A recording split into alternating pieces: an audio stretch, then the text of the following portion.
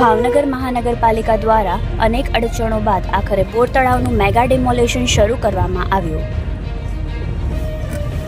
બોર તળાવ ધોબી સોસાયટી વિસ્તારથી bank colony તરફ જવાના રસ્તા પર મેગા ડિમોલેશન હાથ ધરાયું.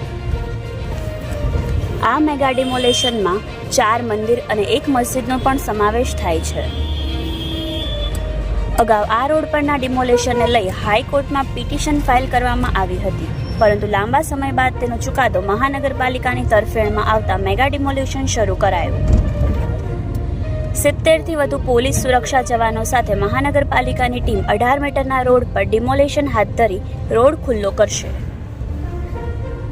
પીઆઈ, પીએસઆઈ, મહિલા પોલીસ કર્મચારીઓ અને એફઆઈઆર વિભાગની ટીમ ડિમોલેશનમાં જોડાઈ. રિપોર્ટર કૌશિક વાજા, યશવી ગુજરાત ન્યૂઝ, ભાવનગર.